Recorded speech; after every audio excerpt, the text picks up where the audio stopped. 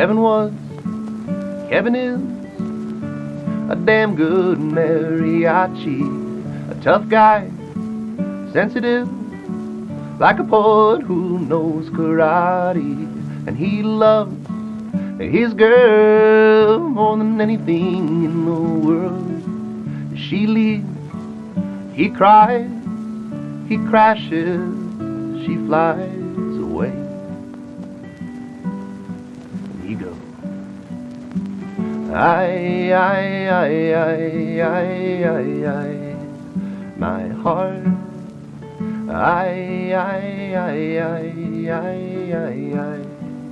my heart. Someday, Welcome back to Cryptids of the Corn podcast. I am the great and powerful Mr. E. And I'm J Clone 3, 4. That's not ready for this. Tell you. So, that is the Ballad of Señor Pinch. Ah, the Ballad of Señor Pinch. Yes. All right. I knew it was Señor Pinch. Yeah, so that is the actual song, the Ballad of Señor Pinch. Noah of Señor Pinch sent it over for us for this special episode. Wow. So anybody that know, my favorite band of pretty much all time is Señor Pinch. One of the band members is named Noah. He just had a little girl last year. Congratulations, I'm Noah. hoping I didn't get that wrong. I'm pretty sure he had just had a little girl. Oh, okay.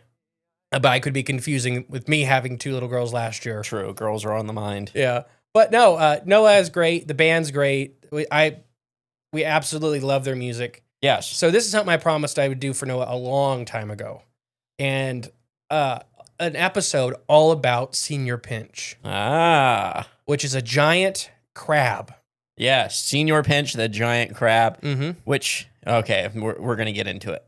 I know a little bit about the lore of Señor Pinch. So way before we met Noah and knew him, or met him online and all that stuff, and the Patreon people helped us like get in contact with him. Connect. But and the whole band is awesome. They're such sweet people. But before that, we made up a story about Señor Pinch. It was on Patreon one night, back when I was still drinking. I'm pretty sure. Oh, for sure it was then. About how he was this giant crab monster out of Baja California. Yep, right off the Baja coast. Yeah.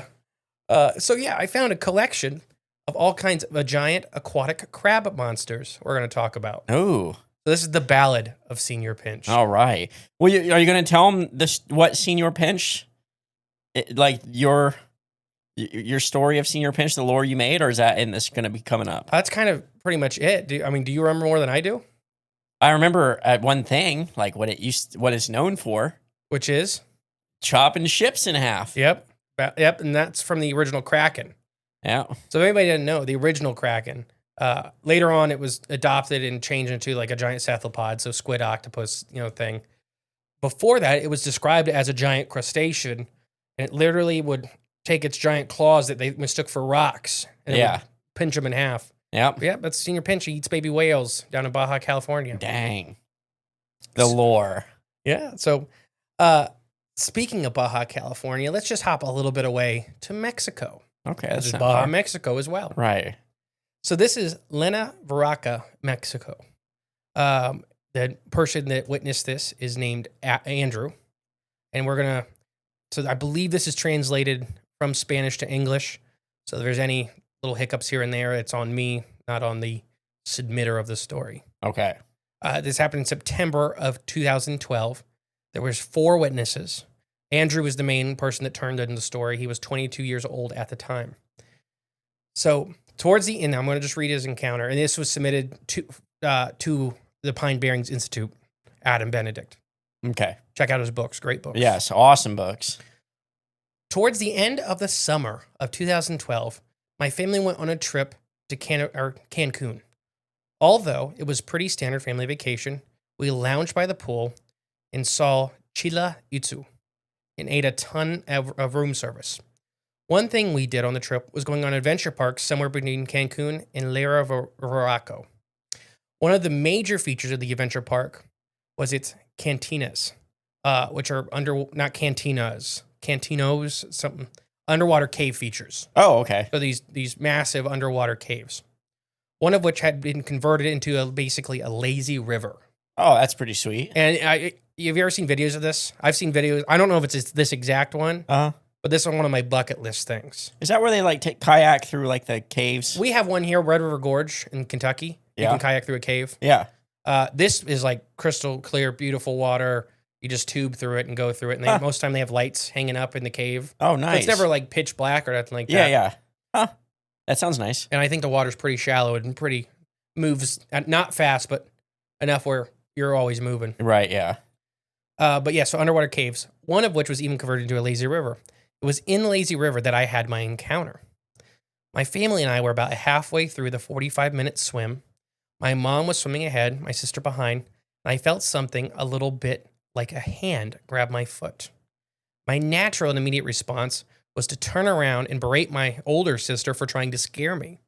But when I did, I saw her, she was at least 10 feet away. Whatever had a hold of my foot was still there. Or she has really long arms. So he thinks his sister swam down and grabbed his foot. Right. Turns around, she's way far away, and then there's somebody still holding on to his leg down there. That would not be fun. That's the time I began to realize it was felt less than a hand and more like a shelled animal. So like a carcinous shell. Yeah. I understandably freaked out and started kicking wildly. The creature dislodged my foot and dislodged from my foot and disappeared into the darker waters of the cave. I looked, but I could find no sign of it. My family more or less wrote it off, but the encounter sticks with me, and to this day, it's one of the weirdest things that creature actually left a mark on my foot. It had dime-sized patches on my skin from the top of my foot and down my leg. They almost look like second-degree burns. Then I guess I call it a bite mark. It didn't hurt at all. In fact, it wasn't really any sensation in the area within the bite mark until more than a week later. The bite mark didn't even begin to heal for well past a month, and then it was gone. Huh. That's really weird. Yeah. Okay. Is that it? Or there's a little bit more. There's some further emails that he sent in and stuff like that. Yeah. But at first, yeah, so something like a claw grabbed his foot. Yeah, had a hold of a big portion of his leg. And it didn't hurt. Right. It didn't feel more than pressure. Right, exactly, yeah. And then afterwards, when he started freaking out, it let go, whatever the thing was, but it was kind of going with him at first. And then it let go. So it was like, in my head, it was free off the bottom. Right, yeah. And then let go. It wasn't like attached to the bottom. And then you could see the dark shape shoot back towards the bottom. Yeah, that would scare me. So he describes it as burn marks, these marks from the pieces of what he says like a bite. Right, yeah. To me, it's a claw, obviously. More to me, it seems like a giant claw of something. So, but he didn't have any feeling. So there's a lot of animals that will actually produce in their salivas and in their stings and stuff like that a numbing agent. Vampire bats are really famous. Yep. You actually don't feel a vampire bat bite because what they do first is they lick the area. They have an extreme numbing agent in their saliva. Yep. So they lick it first, and that's to numb it like a doctor would. Yep. And then they bite the little hole, and then they have an anticoagulant in their blood. So you don't bleed. Or in their saliva. Spit, yeah. So you don't stop bleeding. Right. Oh, so you don't stop bleeding. Yeah, they want you to keep bleeding. That makes They don't sense. want it to scab over because they're feeding. There's other animals. Mosquitoes are another one. Not all mosquito species have it. Yeah, There's, some sting. like the black tiger mosquitoes. Yeah. I feel like you got shot. But there are plenty of other animals. It's a bit extreme.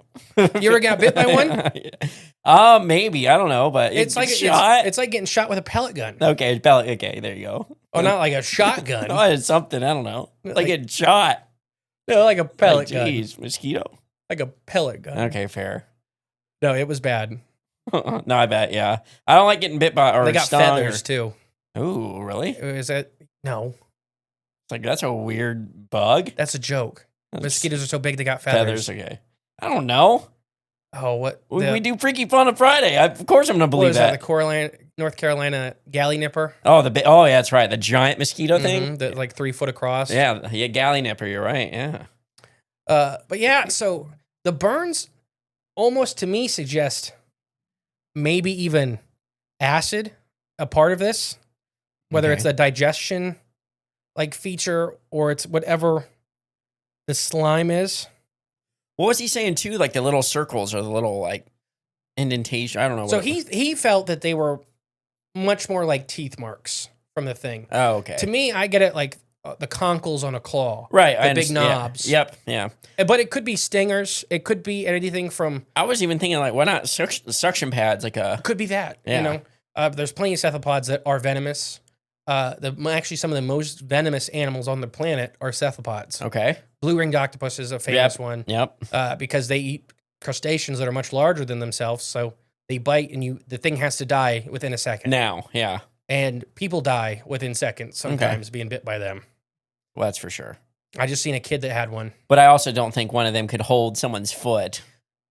No, I mean, they're Right. tiny. Right, exactly. There was a kid, though, on one of the Australian, like, zoo shows recently that had in a bucket a cone snail and a blue ring octopus in the same. Like the two most. And the guy is like, because he was showing the wildlife officer, and he's like, yeah, I'm going to take your bucket. Yeah, you can die. He's like, both of those kill everybody on this beach. Yeah, that's crazy. You got like the two worst You got a things. stonefish somewhere? Right, yeah, might as well. Yeah, it's right here. Mm-hmm. Another bucket. But like second-degree burns. Very odd. So information received after further communication, Adam Benedict reached back out and got some stuff, back from the eyewitness. He said, I definitely describe it as if something close to a giant crab or even a spider. I describe the sensation of having it on my foot like a claw, or sorry, more like a claw than a tentacle or a mollusk foot. Okay. So that's what he says. Mm-hmm. Once again, translated from Spanish. Right, yeah. I distinctly remember mistaking it for a hand at first, but there was no one close to me that could have held on to me, even after I turned.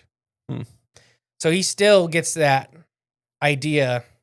Someone grabbed him. Mm-hmm. Which, I've shared that story where I got sucked through that culvert. And I'm telling you, it felt, when I got sucked through it, the initial pull, I felt it pulling my feet. Oh, it feels like a person? It felt like hands. It felt like hands grabbing your feet and just yanking you down.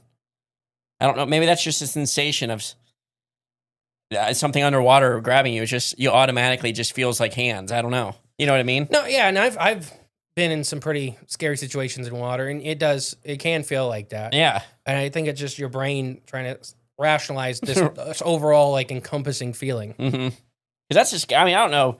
I've had that playing around the pool like when we were kids, my cousin and stuff, where they yank you underwater and you just can't, like they're holding you under or something. Mm-hmm. And it's scary. I'm sure. Or one time we walk underwater and they sit on my shoulders and just see how far you can go. Oh, yes. But then he wouldn't like get off, and I'm like trying not to drown. And yeah, that's scary. I had older cousins about murder me several times. Yeah. And then I told you about the time I say I drowned. I did not drown, but I got water in my lungs and everything. Okay. I told you about that, right? I don't know. It's the reason still to this day, I hate pools. And I really think it's this reason. Okay. It was at the Ada pool. And I'm sorry, guys. This is a relaxed episode. So Yeah. You're getting relaxed stories. Yeah. This is at the Ada pool. I was probably 6. Oh, okay. Could not swim. Long time ago. Could not swim. Grew up, my dad couldn't swim. And would always tell us, if you go in the water, I'll go in after you, but we're both going to die because I can't swim. Mm-hmm. So not a fear of the water, but I didn't like going in the deep end. I could not swim. A little bit of an unsettling feeling. So I'm at the Ada pool, probably 6 or 7 years old. All of a sudden, some guy I do not know picks me up over his head and throws me into the deep end. Mm-hmm. And I just remember going down like a rock. Yeah. And I remember like everything getting black and me like starting to cough and then coming back out, and it was the same guy. And what he had done, he thought I was his nephew. Yeah. But he was just throwing into the pool and coming out. Yeah. His nephew was about my age and could swim. I could not. Threw me in the pool and I sank like a rock, and he watched for a second and realized it was not. And then he jumped in and he did save me. Yeah. And he felt horrible. I do I remember bet. that. He was pretty much in tears with my mom, just like, yeah. Oh yeah, I bet. I did not. I've never liked pools. Huh. Well, that could have something to do with it. Maybe a little thing. Yeah, I remember everything just starting to go black. Oh, that's scary. Yeah. Yeah. that's called dying. It didn't hurt until I was back out of the water. Because my lungs burnt so bad from the water. Oh, and the chlorine and all that. Oh, I bet. Oh, it's terrible. I bet anyways. Sorry. Giant crab attacks. Yeah, giant crab. There's a giant crab down there. Pull you down. Now, I normally save a lot of these, what they could be until the very end. Yeah. But there were some interesting ones, specifically just about this one. Like interesting, like example. What it could be. Oh, okay, yeah. Natural things. Okay. One thing is that it could be the tongue of a mollusk. Mhm. So for anybody who doesn't know, bivalves, for example, Right. clams, mussels, those kind of things, they have what's called a tongue or a foot, depending on which one you're talking about. And they're very strong. And depending on the species, they actually can swim and crawl and move around with them. Right. Scallops use their tongue to actually to jet propulse around. Like they swim. Yeah, they kinda. actually swim. Yeah. They're not great at swimming, but No, they can. It works. They can go distance. They're not good at aiming. It's like a quail. Yes. Trying to fly. They can do it. Right. But they're not going to go very They're far. not But they great can at get it. away. So one thing that people talk about with this story in particular was perhaps a mussel had got dislodged and had hit his foot. Found his foot. And wrapped around it to hold on and trying to anchor itself. So the chitin he felt was the shell. Yeah. But the human feeling was the tongue. Yeah. And depending on the mussel, they can produce some pretty strong stomach acids as a defense. Right. Yeah. So that could have caused the burns. Another one, which would be a giant, it's called a big clawed or purple hermit crab. Okay. And they are a giant land hermit crab from Mexico. They're not too far from this area.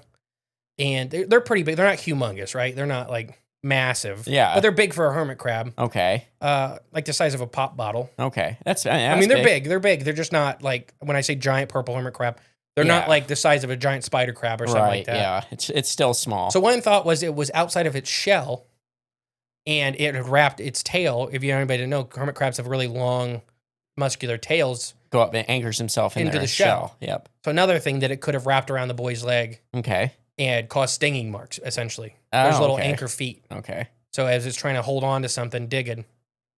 If it fell into the water, they're not aquatic hermit crabs. Oh, okay. So it's panicking, and trying not to drown. Gotcha. Okay. Interesting. Those are just some thoughts that don't pertain maybe to the rest of these. Yeah. So I wanted to throw those out here now. Yeah. The only way I could rule those both out would be the mass he saw below him. He feels very confident. Once again, it's translated. I'm not a Spanish speaker, or I barely read English. That's true. Let alone Spanish. There was a little bit I could speak a little bit of Spanish. I could probably when I was in college, get around a town. Yeah. I knew to ask for food. I knew to ask for no onions. I knew to ask where the bathroom was and where the zoo was. Oh, all the essentials. Yeah. What's fish? Well, is it pesca? I don't know. Just figured you'd know that one. Polo, right? Is that chicken or yeah? Poco? Pollo. Pollo. Pollo, but Yeah. the L is a Y sound. Yeah. Chicken, no onion. No, so I mean that's it. So like I said, the giant purple hermit crab is like 7 to 8 inches long. Yeah. So well, there are crabs in that area. Okay. But they're just not giant. Okay. Well, before you get to what it probably is, I don't know of any crabs or crustacean with claws that has ever grabbed anything gently. No, that's not true. I know yes, that is common. Yeah.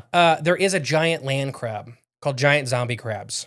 Okay. Where they have massive claws, but they have big loops in them, almost like handcuffs. Okay. And they're very common pets for enthusiasts of massive invertebrates. Okay. Not common as in... So the two biggest land crustaceans are like the coconut crab, which we'll talk about later, and then these guys, the giant zombie land crabs. Okay. But they can fully fit their claws around your forearm. Oh, that's cool. And they really don't have any pinch power. They're giant, delicate claws. Okay. So they really can't hurt you. I've seen people that have them. If you get like the very end of them, may pinch on a little bit. But they're very thin, dainty claws. Oh, okay. So they're going through for very small food. Yeah. It's like coconut crabs and those kind of things. Yep. They're cracking things with their claws. Yeah, big nut crackers, basically. Essentially, yeah. Yeah, coconut crackers. So the zombie crabs aren't doing that. That's funny. There are a couple larger species that are more dainty. Yeah. But the molars on the claws on some of these, like coconut crabs. Oh, yeah. I've seen them break a dog's leg. There's videos of that. Like dog gets too close and they just grab a dog. Strong. They get it. It will come off. Yeah, that's scary. They've eaten people. I mean, I've been pinched by crawdads and that sucks. So I don't want to get pinched by anything big. I think the biggest thing I've ever been pinched by was a blue crab. Ooh, that's pretty big. and that sucked. I bet, yeah. It was using for bait in Florida. Oh, I bet. Or maybe it was a mud crab. I don't know. It was like a bait crab Yeah. that you buy at the store. When we were kids, my brother, we used to catch big crawdads under the docks and use them as bait. Mhm. And you just stick a little fish on a hook and you hang it out in front of their hole. You see them, they reach out and grab it and you just yank it up. Mhm. So we had a big bucket full of big crawdads. And my cousin pulled out the 2 biggest ones. And I'm saying big, like, the size of my hand now, which I don't know how big that is. 7, 8 inches across. 7, 8, yeah. So they were that big. Like, they were huge crawdads, big claws on them. And he pulled them out and he pretended like doing a little wrestling match, back and forth, doing the Hulk Hogan and stuff. And I'm sitting there, I'm like 5 or 6. The early memory of me, and I'm watching him. I'm watching him like, this is great entertainment. So he's all done. They're all done. They put all the crawdads back, and I'm looking around. Everyone's gone. Well, I go back down to the bucket, and I want to do that. That's fun. It's like playing with toys. Reach in there, grab the biggest one out of there. Gosh. I watched it reach its claw right back around and just grab right on my finger. And I could not let it go. So I'm down there screaming, shaking this thing. And I think I shook it off hard enough, like its arm flew off. But the claw, I got the claw off my finger. You know what I mean? Mm-hmm. That sucked. All right, ready for the next one? Yep. This comes from an article by Micah Hanks. Well, wait, you never got to your explanation. I'm going to do the rest of all the explanations at the end. I just said those ones specifically pertain to that one. Thing. Okay. All right, fair. Because I don't think any of the rest of these are giant purple hairy hermit crabs. Or mollushed out of their shell. Mm-hmm. Probably not. Crabzilla is the name of this article. So this is from 2014, so it's pretty old. The photos have been said to be a hoax, but they may not be. So Quentin Winter, who collects strange and spooky sightings in the Weird Whistlestub website, at first thought images that were sent to him from a follower showed an unusual sand formation in the shape of a crab. And this was carried by the UK's Express, accompanied with images that claimed to show a hardy resembling any sand formation, but rather a giant crab monster of the deep. I think I remember seeing this picture. Yeah. I think I remember when this came out. The one you were thinking of, is it real or fake? Like you said, this was, 10, 11 years ago now? 2014, you said? 10 years ago. Oh, I don't remember. I think I remember seeing that, like the headline and stuff. Mm-hmm. He believes he saw a giant lurking close to the shore when he took his son crabbing last summer in the harbor of Whitstable, however you say it. We're going to get emails, which is famed for its massive oyster population. Okay. Which was, reported by a journalist. But the sea monster was no serpent, nor a writhing octopus, some Lovecraftian nightmare. It was supposedly a giant crab was haunting this beach. Documented the monster's present in the shores near Kent, England. Specifically, this crab appeared to be in the variety known as Cancer pegaris, which is the scientific name. Okay. So it's just, classic shore crab. Without hard to question, the specimen in the photo is actually no larger than any variety it has claimed. Just it's one of those optical illusion photos. Oh, okay. That it's just a big one, like it's just a big crab. Something about the crab seems less than scary for most of us, at least compared to the other monsters of the ocean depth. The crab, despite its crushing claws, isn't nearly as frightening as thought for the lonely swimmer being chased by a massive shark or being wrapped up by massive tentacles that slip around your ankle. Yeah, I would rather deal with a crab any day. And yet, crabs are indeed associated with some of the greatest mysteries of our time.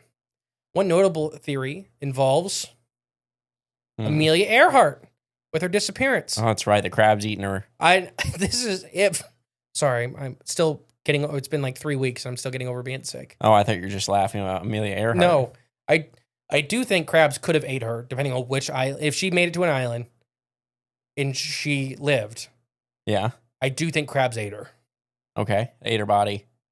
Ate her alive. Oh, okay. They've done that. Coconut crabs have done that to people. Oh gosh, what do they do? Like break your leg or something? So basically, they just kind of wear you down. It depends on the island you're on, because the populations can kind of behave a little differently. Yeah. But on islands with no humans, what will happen a lot of times is that, like, when you're trying to sleep or whatever, they'll get and start pinching you. And, they're breaking anything they're pinching. Right. For everybody that doesn't understand, coconut crabs get like 11 pounds. And I can't remember their They're big. Their crush rate, but they explode coconuts. Yeah. They pinch hard. and they'll just pinch off. So a lot of times happens with people, they get eaten by them, is it's just being wore down over time because you can't sleep because they're everywhere. Yeah. Because they're highly opportunistic, and a lot of the environments they live in are very nutrient poor. So they can't afford to miss a big meal like a human. So you're getting 8. Yeah. That's a horror film right there. Crab Island. It's not great.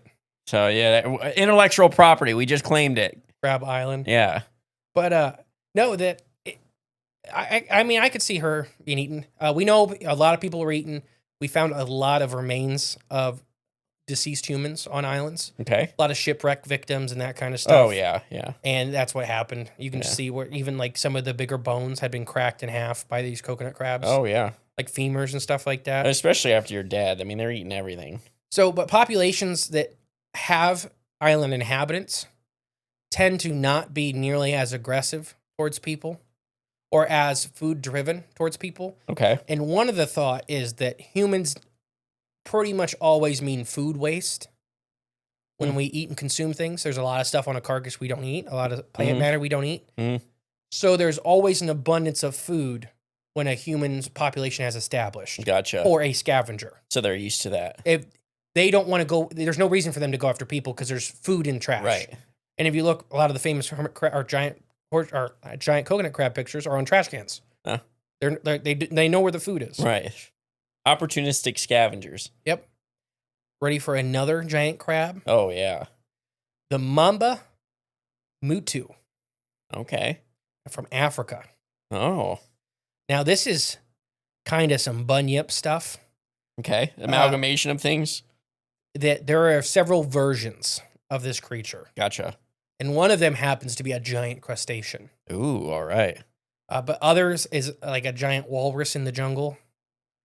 But like the bunyip, where the bunyip's described as a lobster, Right. as a crocodile, as a bird. And everything in between. Yeah.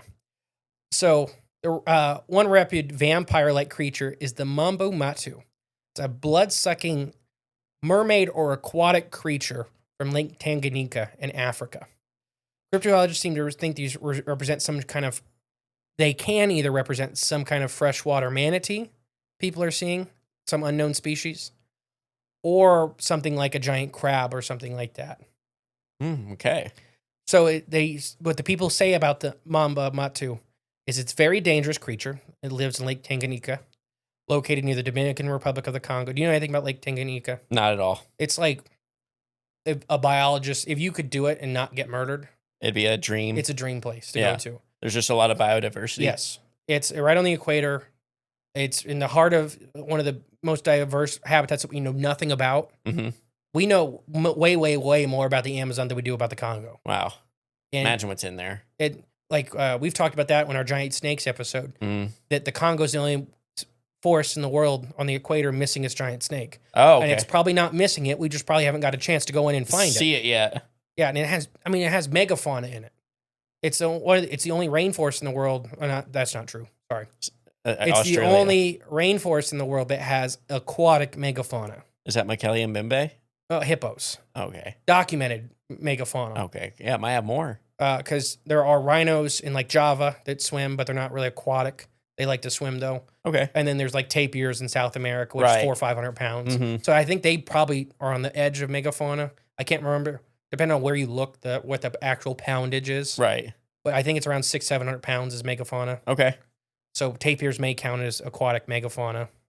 They may. Yeah, they're on but the like list. hippos, right? Big the, things. The Congo's full of hippos. Right.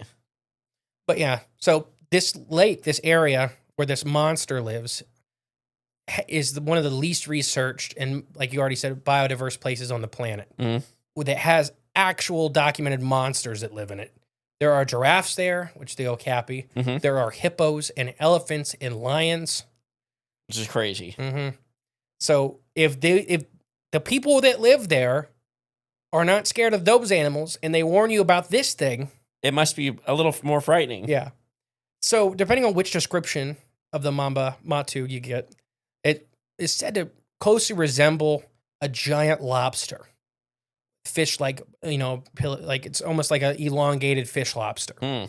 Some people said it has a very humanoid appearance on the back of its shell. or it has a fake face. Right. Natives to the Congo state that the mamba matu likes to feed on the blood of children specifically, and like a crocodile, will lay in wait at the water's edge and use its fake face to lure people to it. You know what this sounds like? You talked about in many other episodes being that human predator. This could be one. Mm-hmm. And hold on to that fake human face. Right, yeah. I think it's important. Yeah. The Mambu Matu originates, and I'm going to try to say this. So the first one's Swahili. Okay. Which is Bantu. I mean, like I said, that's roughly, so that's one of the words that means the Matu, or the Mamba Matu. But Mamba Matu translates to crocodile/armored man. Interesting. So like kind of this aquatic armored creature with a humanoid appearance kind of deal. Yeah. Lizard man kind of thing. I've seen people draw it like the skateboard swamp monster. But from what I could find, a lot of the ones talking about this describe it much more like an aquatic animal, either a giant crustacean or something similar to that. Gotcha. But like essentially a big lobster. And then you go further into Central Africa, the legends call this creature the same thing, the Mamba Matu. And they describe it much more as half human, half lobster. When they're showing pictures of lobsters or other aquatic invertebrates like that, they'll point to it and be like, it's like that. Gosh. I'd rather run into a megafauna mammal any day. Yeah. Any ungulate. Because I feel like you can look in those eyes and kind of read it a little bit. Yeah. A giant lobster fish monster? monster. You have no idea. Yeah. It's just there like ain't no death Yeah. is the only thing that is in its Food. eyes. Yeah. But so other people describe it as being much more like a mermaid. Now there is a different Congo mermaid, and this may be one of those things that's getting lost in translation. Okay, yeah. Where it is two separate creatures, unfortunately due to poor research, are being kind of lumped in. Well, this tribe calls this that. Gotcha. But this other tribe has the same two creatures, but has the names flipped. Gotcha. That kind of deal. But yeah. It's where its similarities end. The Mamba Matu is considered very, very dangerous. It really loves sucking on human blood. If it gets a person, a lot of times it'll pin him and drink the blood first. Jeez. And it eats brains. Oh, wonderful. But the brain thing is a common Africa cryptid or monster thing. They all eat the brains, don't they? Yeah. Yeah. It's a very common thing. What animals eat brains? I guess so. So if you have the ability, the only reason a lot of scavengers don't eat brains is because they can't get through a skull case to get it. Fair. And a lot of animals that have, like, for example, deer, right? A really thick skull case, really small brain. Ain't Comparatively. worth It's not worth it. There's other Right. stuff to eat. it. Humans, we have comparatively a very thin skull case Yeah. and a very big brain. Yeah. So it may just be a thing that's more worth it on eating a human than it is on other animals. I can't imagine all the rotten stuff that's in our brains now. Well, besides the microplastics. This creature is said specifically to inhabit Lake Tanganyika and the Luka River in the Congo. Moving out of the legends, is that Lake Tanganyika is home to some of the most ferocious fish and animals on the planet. One of the most famous inhabitants, Jeremy Wade made famous, was the Goliath tigerfish, growing over 5 feet long and having the ability to bite a child in half. He did an episode on that? Yes. Did he ever catch one or did he just show Yes, pictures? he did. Did it have the big gnarly spear-like teeth? Yeah. So it's one of the coolest fish for that because it has a double hinged jaw. Uh-huh. That's why it can open its mouth so wide. Okay. It has 2 hinges. Oh, gosh. So its top jaw moves independently of the bottom Yeah, jaw. jeez. So like our top jaws don't move. Move It's at fused all. to the skull. Yeah. It's like a kind of like how goblin sharks and things like that. How their jaw. Yes, no. Okay, fair enough. I mean, There's more protrudes, I guess. So before we get to the next one, we'll take our ad break. But before we do that, why don't you tell, if you wanted to catch a Mamba Matu, who would you go to help you catch it? Maybe the future anglers of Indian Lake, Ohio. There's a great organization that donates a lot of fishing equipment and gear to the youth. And time. And time. Wait, what? They donate a lot of time. Oh, okay. Yes. Sorry. Yeah, I was like, Yes, they do donate a lot of time and I mean, the group of people that put it on, they donate a lot of their weekends. They donate absolutely a lot of, hundreds of hours a year to make sure the kids have enough equipment and the knowledge to fish safely and knowledgibly and enjoy the respectfully. outdoors. Yeah, and respectfully. 100%. I know they do a lot of trash cleanups. I just seen that recently, which they try to teach them to take more than you bring. That's a good practice policy. for a lot of fishermen now. Yeah, is because there's so much trash, That's even everywhere. if it's not fisherman stuff, right. It's from other places getting blown in. So they tell you to bring like a little Walmart bag or a trash bag and take more than you bring. Yeah, that's nice. All right, we'll play our ad. We'll be right back. Suey! I got me this hot, fresh squonk steak, but man, it tastes bad. Jay, you got anything to fix this up? I think you need some seasoning on that squonk fixer up. Well, what do you got? How about you try this right here? It's called Bigfoot Breath. Raw garlic seasoning made from fresh garlic. Give me that. Well, it did make it taste a lot better. Jeez. Brought that squonk right alive, didn't it? You know, I'm going to have to kill more squonks to use more of this seasoning. Oh, how about you try this instead? How about you try my spicy garlic seasoning? Oh, give it here. Suey! That's good stuff. Spicy, but not too spicy. That's perfect. Just Where can you get these delicacies? Oh, you can find these on flavorsforest.com. This is our newest spice that's just been created, and it's from Flavors of the Forest. Make sure you all get some at the links down below. We'll catch you. Suey! Oh, I love that. I need a squonk steak now. And a squonk steak. Coming up for Squonkapalooza. Yeah, squonk steak. Which, if all goes well, my children's book will be available at Squonkapalooza. Ooh. So stay tuned on that. There's a little My first children's book. foreshadowing, things to come. It's your turn to start working on your book. Uh-oh. That's scary. All right. My last monster before we get into what some of these things could be Okay. is polypus. Polypus? I don't know how to say it. It's literally spelled polypus. It means many-footed. And Michael actually talked about this thing in his presentation. Yep. His giant sandbar lobster was based off of this guy. Okay. So this is several cultures have said about polypus. It's on a lot of the ancient maps with sea monsters. He's always there. This is like the daddy of all crustaceans. Ooh. So what could be the southern kraken? The bloop. Yeah, it could be. But this could be like the southern kraken. Right. Because polypus seems to be much more southern. It seems to be much more towards the equator, following that line around the Earth. Okay. And the kraken seems to be the northern variety. And there are giant crustaceans in both of those habitats. Okay. They're very different. They wouldn't commingle, if that makes sense. Yes. They're, I don't know.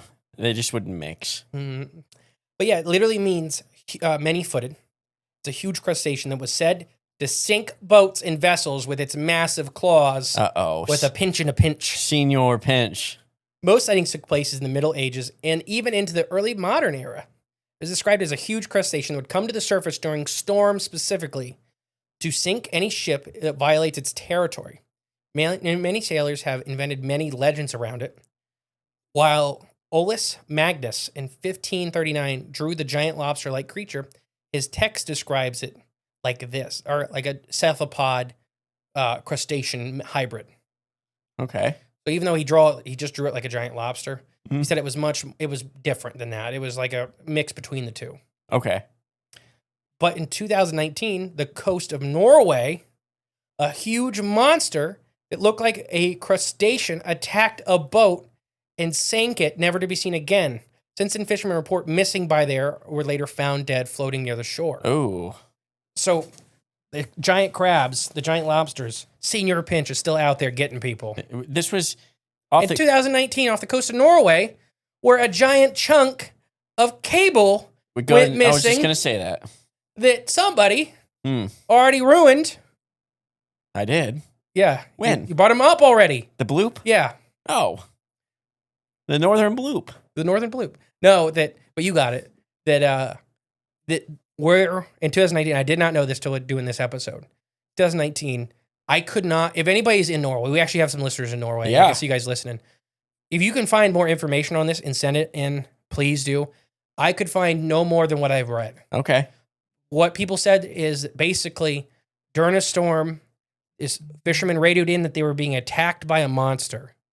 And it was basically like a giant lobster, is how they described it. And then the boat went down in the storm.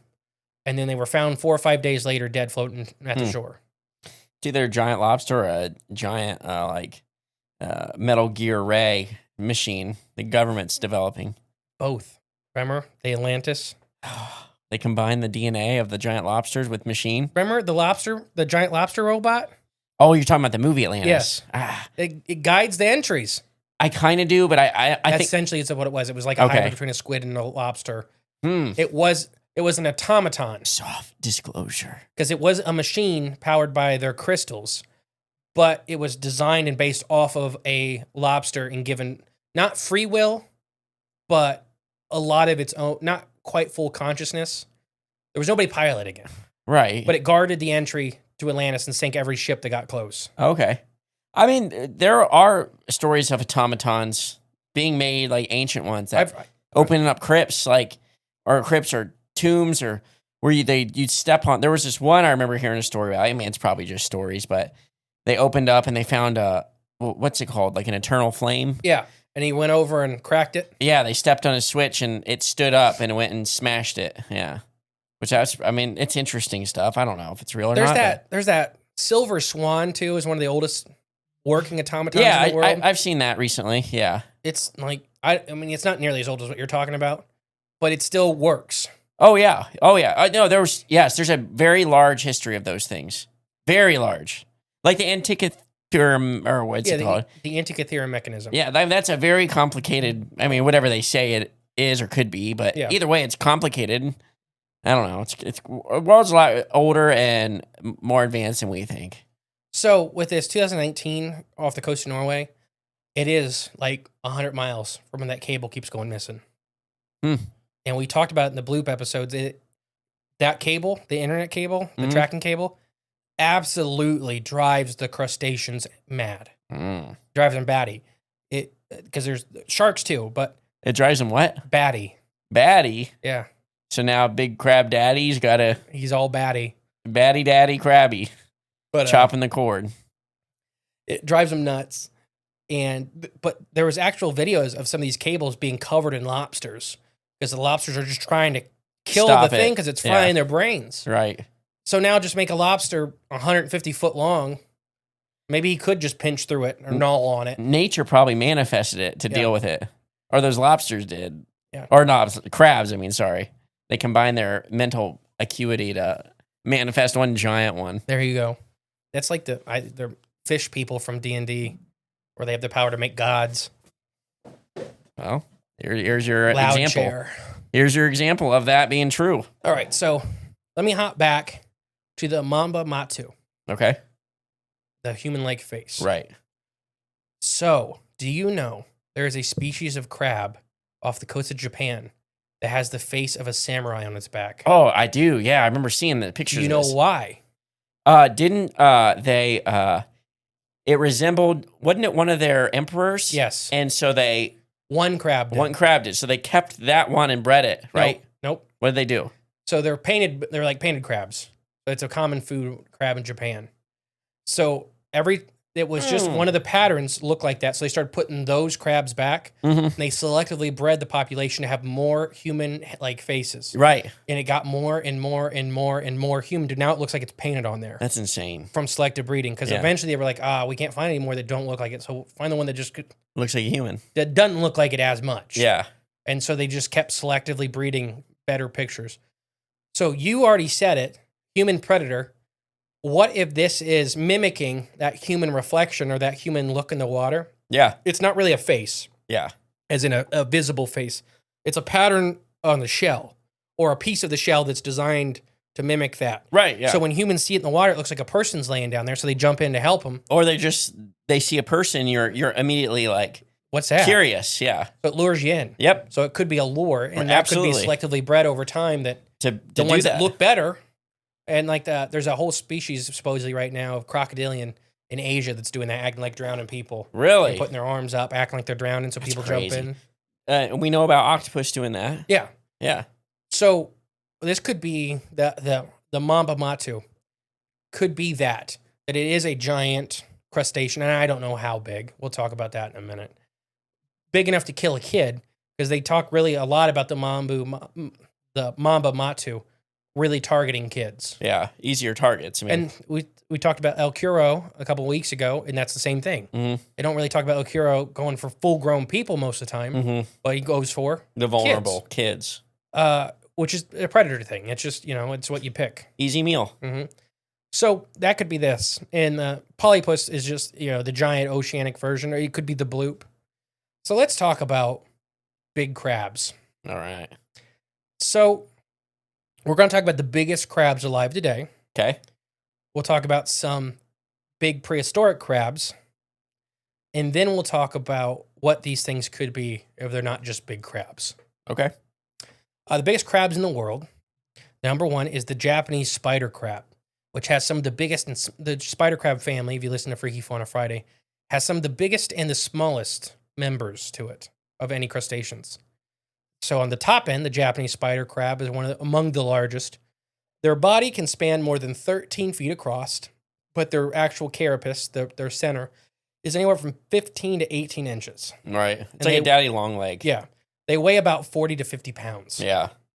Their body typically is adorned with algae and other marine organisms, providing them camouflage in their natural habitat, essentially becoming living ecosystems. It would still be scary to see one underwater. Yes. Oh gosh, yeah. Tasmanian giant crabs. Oh, that sounds... These are ones that I would love to have an aquarium for these guys, because these are just absolutely terrifying if you can find an adult. How big are they? They've been hunted a lot, so you don't get them nearly as big as they were. Okay. And they're like still a restaurant delicacy, which a lot of people are fighting against. Yeah. Because they're off the coast of Tasmania. They don't have a very big range. Okay. And they're being targeted for their size. So they're endangered? Yeah. So the Tasmanian giant crab, the enormous crustacean, lives off the coast of Tasmania, commercially fished for its prized meat. These crabs can easily weigh over 20 pounds, but they have a big, round, classic crab body. Okay. So unlike the Japanese spider crab, they're not 14 feet tall. Right. But they are almost the same. They're half the weight, and they're like a bowling ball. Right, yeah.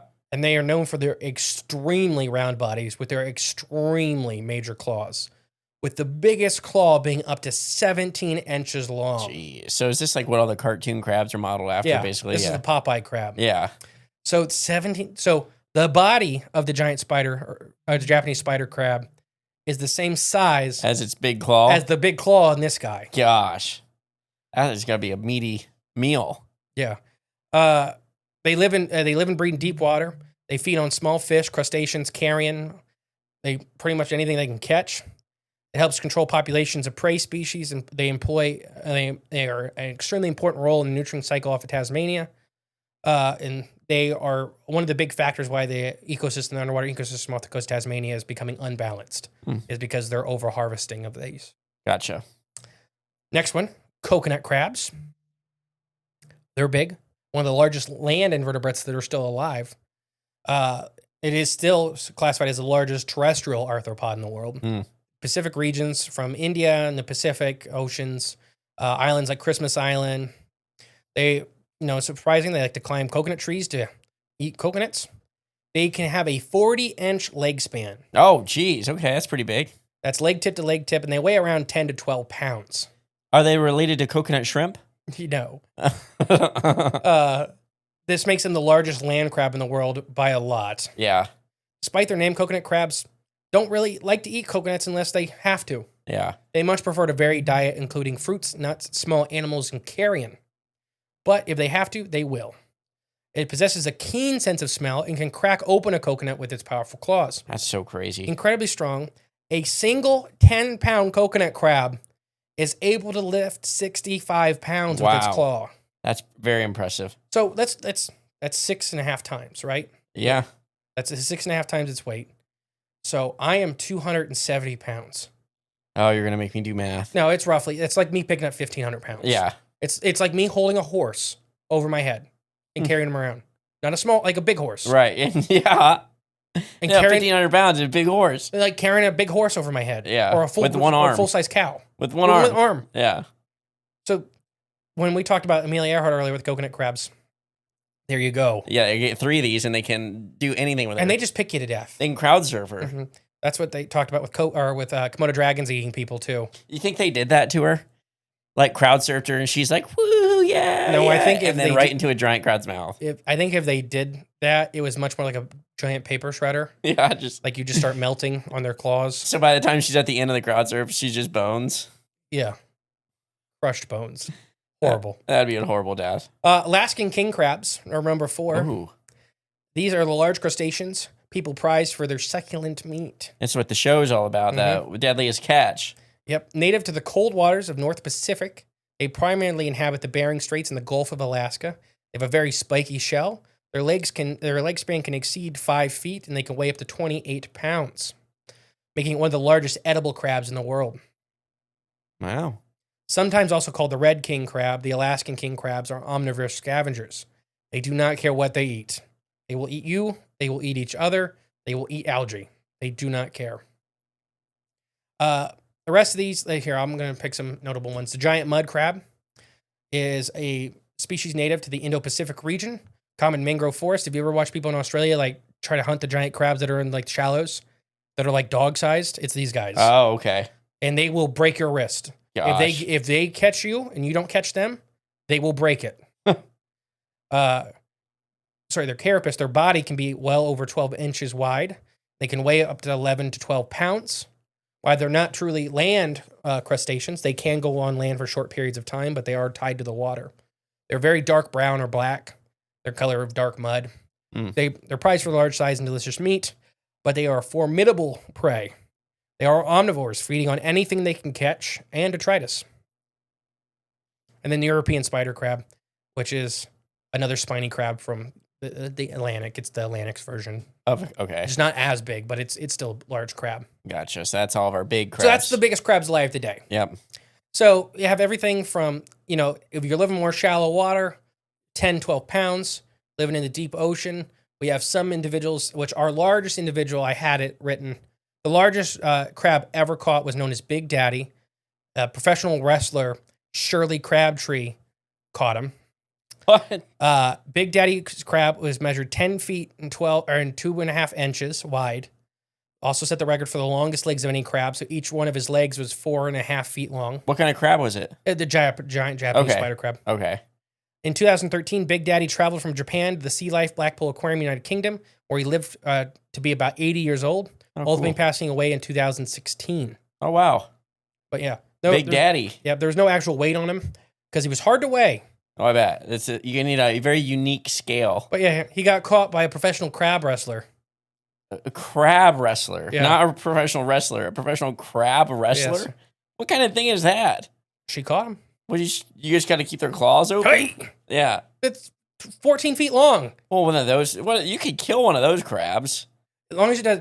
See, you can kill any crab very easily. Even the But if you get touched by the claws, it's removing whatever it touches. Even the Japanese big one? I feel like that one even... I think you're underestimating it because it's like a daddy long legs. Right, yeah. They're not soft. I would fight it. So let's talk about the biggest crabs in history. All right. Prehistory. We don't know. Okay, fair enough. All right, end episode. End of episode. Yeah. Okay, I've been the great power. No, surprisingly, this may surprise a lot of people or shock a lot of people. Giant crabs don't fossilize well. Okay. Why is that? Now, you could think, well, they're hard-bodied animals. A lot of hard-bodied animals fossilize extremely well. Right. Now, the way crabs fossilize, a lot of times they break apart. If they don't encapsulate in one whole rock, they break into fragments. So we have a claw of a crab that is 20 inches long. That's it. We don't have anything of the body. That's pretty big. But here's the thing. Is it like a sand crab where the claw is bigger than the body? Right. Is it like a mud crab where it's, pretty relatively equal? Is it like a spider crab where they're pretty small for the body size? We don't know. We don't know the phenotype. Yeah, we don't know it's attached the rest of the proportions of the animals. So crabs, giant crabs, little crabs fossilize extremely well because a lot of times they bury themselves and they get covered really quickly. Okay. And they fossilize as one unit. Okay. Giant crabs often fossilize in pieces and bits. And if they don't have a living representative of their clade or of their genus alive today, it's very hard to reverse engineer them. Okay. So we have living representatives of their genus. It's a lot easier because we can kind of guesstimate the body proportions. Which, yes. It's not 100% accurate, but it's a lot better than just having a piece of a crab. Right. And no living members. It's better speculation. So this is very similar to giant cephalopods of prehistory. Okay. That we know they were large. They were extremely large. We just don't know how. Right. One of the biggest cephalopod, quote unquote, fossils we ever had is not a cephalopod fossil. It's a nest that was decorated with dinosaur bones and massive, huge bones that it was dragging around and putting in decorated, like in a decorative orientation, which a lot of cephalopods will do for mating displays. Yeah. The bones were massive, so they have an estimate. They have a minimum size for how big it would have to be to move the bones around and place them. And then some of the bones even showed giant gnaw marks from a cephalopod beak.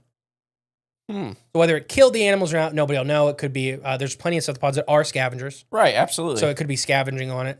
So these guys are kind of fall into the same bracket, is that they just kind of break apart when they fossilize. Yeah. They don't stay in one piece. I mean, it makes sense, too. Because they're segmented. Their Right. bodies, when the flesh is out of them, the pieces of chitin are separate. Yeah, they want to be separate. Right. And It's like a suit of armor. Yeah, these giant crabs will fall apart. If you everything from sand piranhas and stuff will get inside their shells and just start eating them, right after they die. Oh, gotcha. And I've picked up crustacean shells like lobster carapace, and then it just a billion sand piranhas fall out of it. Yeah. There's no meat. Yeah. It's all clean.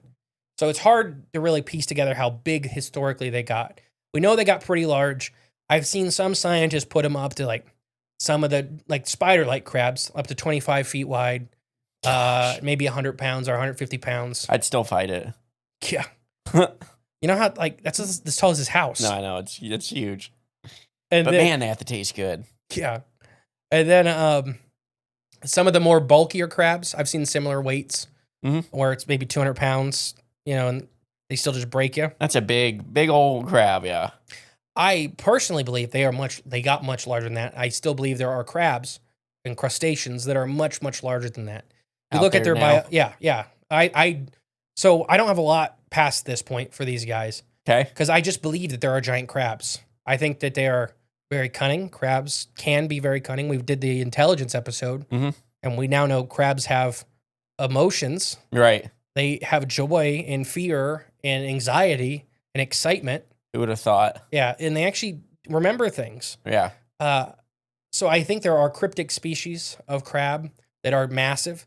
These may be very, very shallow, or open ocean animals like tuna crabs, for example, where they live on the bottom during the day, but they follow the phantom zone up at night.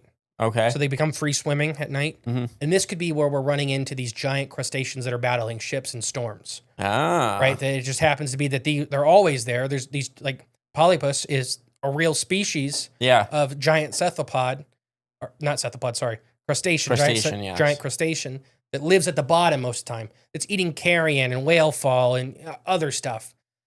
But when storms arrive, it swims up to the surface, for other opportunities to feed. Happens to run into a ship. Like pirates. Yeah. And then the sounds of the ship may bug them or sound like an injured whale. Ooh, okay. So we talked about with some of the whale attacks on whaling ships, it was always bull whales because the bull whales said, the thought is it sounds just like a male bull whale's fighting call. Okay. So they could be attracted to that. If they're that big, and I'm talking, if they're 50, 60 foot long, they may be able to feed on whales occasionally. So if that sounds like a whale, they come up and they start just grabbing at things and, crushing the ship. Splash around the surface, yeah. So that's my main thought with this. Do you have any thoughts? I have a couple little notes on other stuff, but that's my big one. I think they're real. I think that there are just giant cryptic crustaceans, whether they're the bloop size. Right, yeah. Well, and then the carcinization's another factor, I think. If everything, that's an appropriate or an efficient body plan. Crabs, lobsters, I mean, so if there's a niche down there that is a big void or a big animal can fill, why hasn't it turned into? Why not give it reason? It will be a crab. It will be eventually a crab one day. It will be a crab, right? At least it's some cycle in its life. I mean, I do think that they are real. I don't think they come into contact very often with people. I don't think Right. If they go did, to shallow very often. there'd be more stories about them or something. And why they don't pick them on sonar is because they're on the bottom. They probably just look like a reef or a rock pile. Bounce right off. They just look like a big rock land down there. You know, the bottom of the ocean's covered in big rocks. Exactly, yeah. So, it's not like a free swimming monster. Now, if you catch one of them, like that video where it's swimming through the water, or the one right on the top of the jellyfish, that crab, Oh, yeah. that video someone posted on our page. A giant crab like that swimming on a giant jellyfish, that would be pretty And crabs are frightening. Crabs and lobster, well, not lobsters themselves, but there are plenty of free swimming versions of those animals. Yeah. There are plenty of them that are very good swimmers, like tuna crabs. Mm-hmm. Literally, they look like little lobsters on the bottom, and then they are great swimmers. Huh. That's pretty cool. Crabs, very diverse. Other options, time warps, government Oh, experiments. of course, yeah. You can never rule that out. Aliens. There's are aliens from another planet. Oh, yeah. I guess you can't really like Zoidberg. Sure. Yeah. Demons. Demons. It's always something. Carcinization even works on demons. They turn into crabs. They start too. turning into the body paint of crabs. That's where you know it's bad. They just been here too long. They're turning into crabs. God went too hard on the crab. Yeah. Everything. Man. We thought man was God's perfect creation. It was the crab. The demon crab. Well, no, it was just the crab, and then everything's trying to mimic. Well, okay, fair. What if everything's just trying to mimic the demon crab? I don't know. Crabs were first. Oh, okay, fair. He said, "Let there be light. Let there be crabs." Oh yeah, that is in there. Genesis. What's in one of them old versions they revised since then? It got lost in translation. Yeah, they took that out. They don't want what? the crabs. That didn't make sense. Right. Yeah, get rid of it. Off with it. No, but yeah, I mean, do you have any thoughts? Señor Pinch. Yeah, Señor Pinch lives. So he's out there. That's what the band's named after. Mm-hmm. The lore of Señor Pinch coming up to get your boat. All right. I've been the great and powerful mystery. And I've been J Clone, I think 73. I don't know. I don't remember. We'll catch you next week, guys. Bye.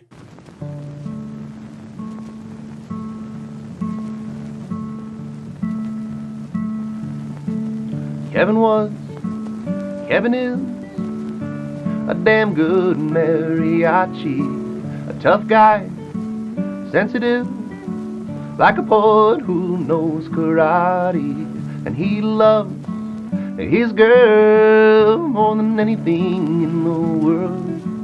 She leaves, he cries, he crashes, she flies away. And he goes, I, my heart,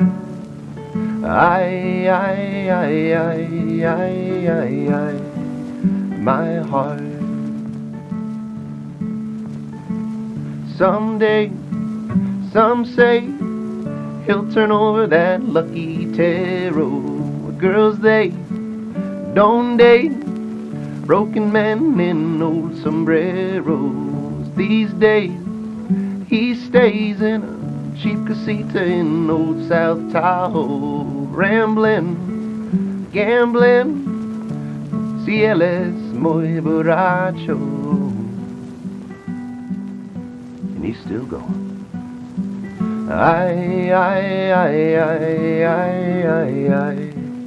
My heart.